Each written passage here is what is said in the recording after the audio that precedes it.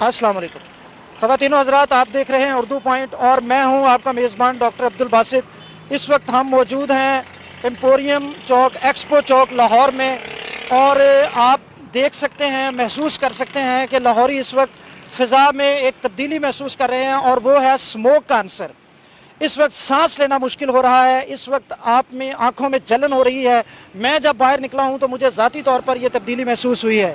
लाहौर वो शहर था जो किसी वक्त खुशबुओं, बागों और बहारों का शहर था, और आज ये धुएं, धुंध और स्मोक का शहर है। लाहौरी इस टाइम परेशान है। हम आपको दिखाते हैं, मेरा कैमरामैन आपको दिखा सकता है कि इस पूरे रोड के ऊपर, पूरे शहर के ऊपर इस वक्त मसला है धुंध का और स्मोक का। हम बात करते हैं, यहाँ कुछ लोग मौजूद हैं, उनसे मैं आपकी बात करवाता हूँ और हम जानते हैं कि लाहौरी इस वक्त क्या महसूस कर रहे हैं। अस्सलाम वालेकुम जी। वालेकुम सलाम। आपका नाम क्या है जी? मोहम्मद अकील मेरा नाम है जी। अकील साहब, कहाँ से आए हैं आप? मैं जी कबाल टाउन से। ये तब्दीली, ये जो इस टाइम नज़र आ रहा है फ़िज़ा में, ये क्या महसूस कर रहे हैं आप? एक्चुअली ना मैं थोड़ा सा कंफ्यूज हूँ। वो इसलिए हूँ कि मैं इसे फोक कहूँ, इसे स्मोक कहूँ, इसे क्या कहूँ। इसमें एंजॉय करना है कि इसमें प्रेज करना है, मुझे कुछ समझ नहीं आ रही है। नहीं, आपको महसूस क्या हो रहा है? महसूस ये आंखों को पड़ रही है, सांस लेने में थोड़ा सा प्रॉब्लम कर रही है। मास्क हमने लिए हुए हैं जब घर से निकले हैं, तो हालात कुछ ठीक नहीं है। पता नहीं है, एकदम से ही आई है, कोई घंटा हो गया।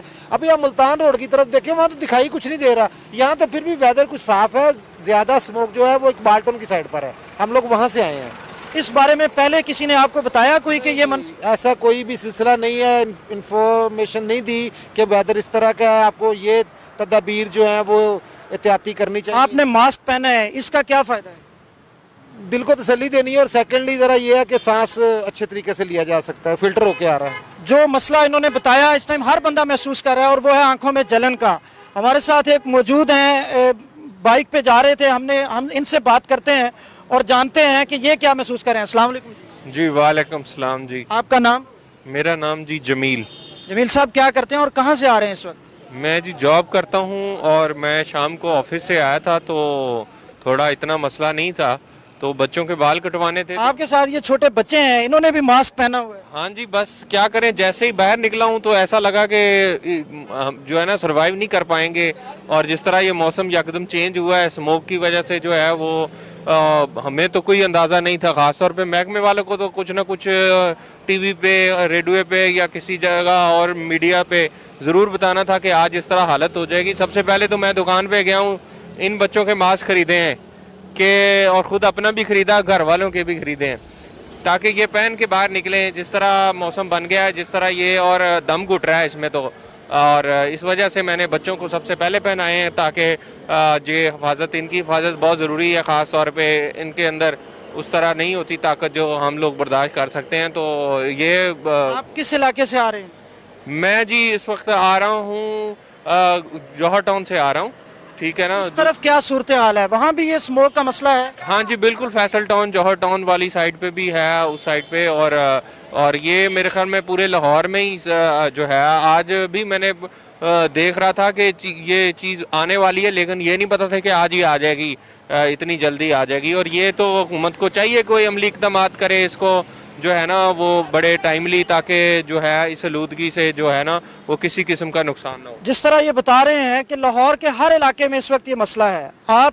मेरा कैमरामैन आपको दिखाता है, ये सारा इलाका इस वक्त धुंध की लपेट में है, स्मोक की लपेट में है। अब सबसे अहम सवाल इस वक्त ये है कि हम ऐसे क्या इक़दाम कर सकते हैं, ऐसी क्या हिफाजती तदाबीर हैं जिसको इख्तियार करके हम इससे बच सकते हैं। तो सबसे पहले मुख्तसर मैं आपको बता दूं, ये स्मोक का मसला जो है ये दुनिया भर में तो बहुत पुराना है। लंदन में 1952 में स्मोक का 5 दिन बदतरीन असरात रहे और हज़ारों की तादाद में लोग इससे फौत हुए। लाहौर में, पंजाब में हुकूमत का मौक़िफ़ ये है कि इंडिया में जो फसलों को आग लगाई जा रही है, जो किसानों की तरफ से, उसकी वजह से ये मसला हो रहा है। अब सबसे हम 2-4 बातें हैं जो मैं आपसे शेयर करना चाहूँगा। आज उर्दू पॉइंट के प्लेटफॉर्म से हमने चाहा कि ये आगही, ये शऊर इस वक्त लोगों को मुहैया हो, ताकि लोग एहतियाती तदाबीर इख्तियार कर सकें। सबसे पहले तो स्मोक के असरात हैं। इसके असरात ज़्यादातर आपके निज़ाम तनफ़ुस पर हैं, रेस्पिरेटरी सिस्टम, फेफड़े, दिल, और ख़ासकर वो लोग जो बच्चे हैं, बूढ़े हैं, जो किसी दमे के मसले का शिकार हैं, सांस के किसी मर्ज़ का शिकार हैं, वो इस मामले में ख़ास एहतियात करें। और एहतियाती तदाबीर में आप घर से कम बाहर निकलें। आप जब भी बाहर निकलें अपने चेहरे पे मास्क रखें। अगर आपको आंखों में जलन महसूस हो रही है तो ज़्यादा से ज़्यादा पानी से धोएं, ज़्यादा से ज़्यादा पानी का इस्तेमाल करें, घर में रहें। और अगर हम लॉन्ग टर्म इक़दामात की बात करें तो हुकूमत को चाहिए और हमारा सबका फ़र्ज़ है कि हम अपने सिलेबस में बच्चों को इस बारे में आगाही दें। स्मोक को और माहौलियात को, दरख्त ज़्यादा से ज़्यादा लगाने चाहिए। इंटरनेशनल सर्वे के मुताबिक किसी मुल्क में जो दरख्त हैं वो कुल रकबे का 25% होने चाहिए, लेकिन हमारे मुल्क में सिर्फ 2% हैं। तो ये गाड़ियाँ, ये गाड़ियों का धुआं, ये शोर, ये कोयला, ये फ्यूल, ये सब इसकी वजूहात हैं। आप जहाँ पर हैं अपने चंद हिफाजती इक़दाम करके अपने बच्चों का और घर में मौजूद बुज़ुर्गों का ख्याल रखें। अपने मेज़बान डॉक्टर अब्दुल बासित को उर्दू पॉइंट से इजाज़त दीजिए। आपके देखने का बहुत शुक्रिया। जो मसला, जो शिद्दत आप इस वक्त महसूस कर रहे हैं हमें कमेंट्स में ज़रूर बताएं। अल्लाह हाफिज़।